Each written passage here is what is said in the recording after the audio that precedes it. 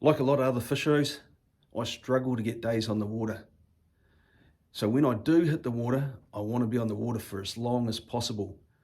So to make that happen, I tend to try to lighten the load on my kayak and minimize the weight.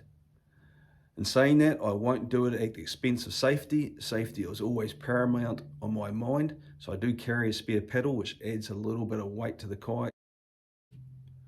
Firstly, I use carbon fiber paddles. I've had a few of the viewers ask me questions about paddles. And when I first started kayak fishing, it's a bit like a boat. When you buy a boat, they've got to keep the price point competitive to attract you. If it's too expensive, you're not going to buy it. And a kayak's a bit like that. So a kayak will come with a heavier, cheaper paddle with it to bring down the price. And like a lot of us, that's what you use to start with. You don't know any better.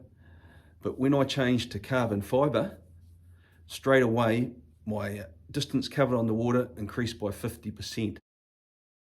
Less weight, and you're not feeling like you've had a gym workout at the end of the day. With all the lifting of the paddle and paddling, even 200 grams makes a massive difference to how your body feels at the end of the day and how much distance you can cover. And by less weight, I'll just talk you through it.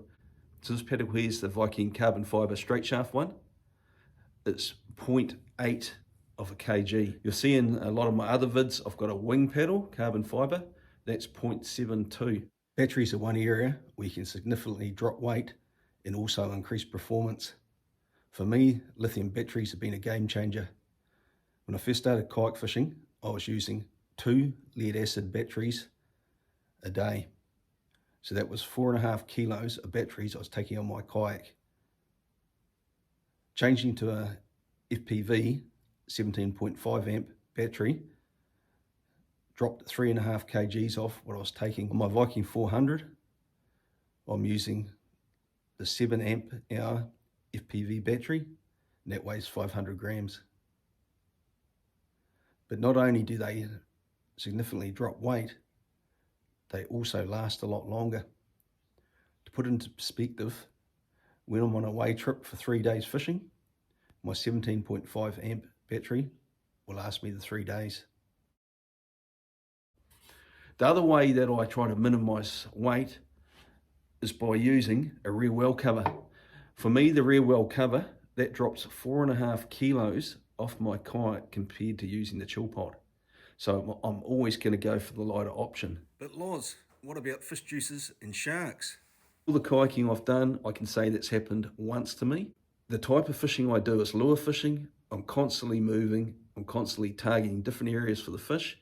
So it doesn't allow sharks the time to zone in on the smells coming out of the back of my kayak.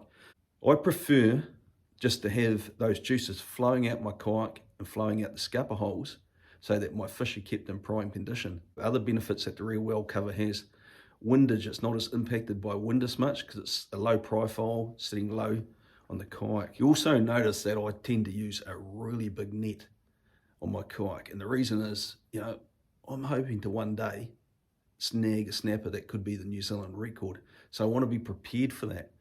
But with that comes the issues of where do you put a net that bloody big on your kayak when you're paddling out through the surf. And my net's actually a boatie's net. It's got a big deep well, but I've cut the handle down and it will fit nice and neatly inside my rear well. So when I'm fishing, I've got it set up so I can have the net sitting behind me on top of the cover. Other negative is that you do need to use a fish stringer when you're using a rear well cover. It just makes it a lot safer when you come back through the surf zone. If you do happen to get bowled, your fish are still all attached to the kayak. And it makes it very easy at the end to put the fish into the chili bin. But there's also another positive that far outweighs the rest. And for me, that's cleanup. It is so easy to scrub the back of your kayak to get the blood off it. So for me, there's a whole lot of little factors that come into my choice of what I'm going to use on my kayak. So there you go, guys. 3 easy ways to lose weight on your kayak. Give yourself more time on the water and cover more distance. For those of you like me that like rear well covers, the next part of this vid is how to make a fish stringer and use it. Cheers, guys. Thanks for watching, and we'll catch you in the next vid. Guys, I'm going to start off with something a little bit different today. I'm going to teach you guys how to make a fish stringer.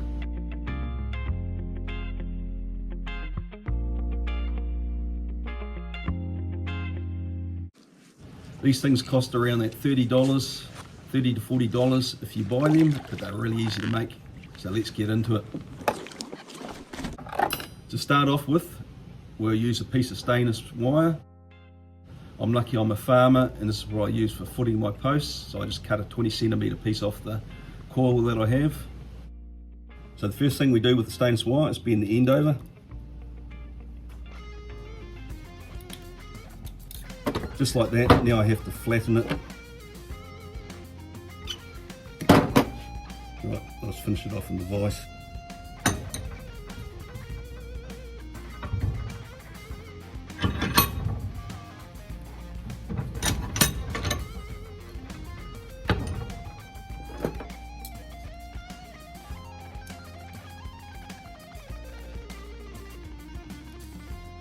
Right, that's our starting point.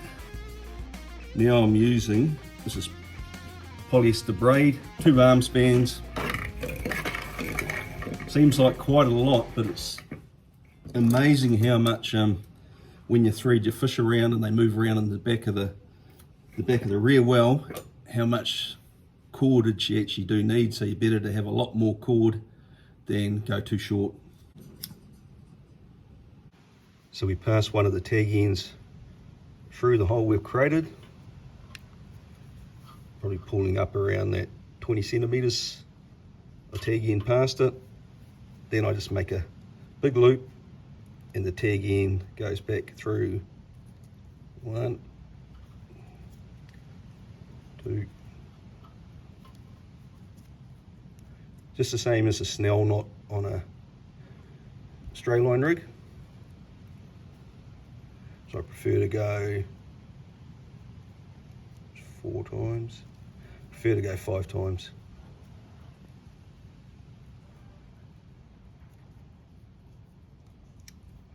Right, that should just pull up nice and tight now. Just got to make sure that's over the double.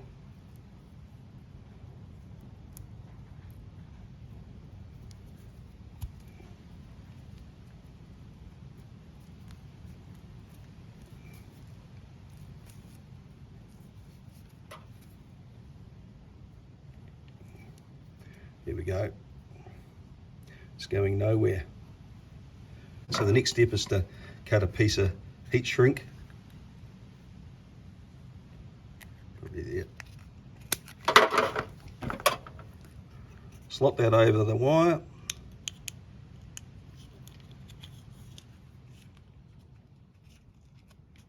You want to cut enough so that when it shrinks down, it's covering up the sharp bit of wire.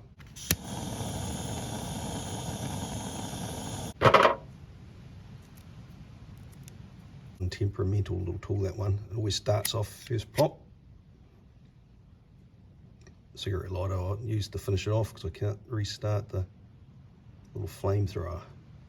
When it comes to using the fish stringer, the tag end is attached to the opposite side of the kayak that you prefer to bring the fish in. So in my case, I always bring the fish in on the right hand side. So this piece of string needs to be tied in here on the saddle on the left hand side, and the knot I use is a simple slip knot. So I just thread it through like that, create a loop, come in behind, so we've got another loop there, and then we bring it back through like doing up a shoelace. That just slides in place like that. It's a very easy knot to undo. Just pull it like that. So I have a little pouch for my fish stringer on the back of the rear well cover. When you're stringing the fish, you go through the gills and out the mouth. The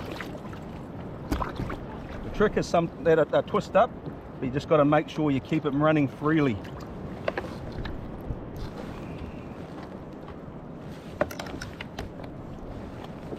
Make sure it hasn't twisted up.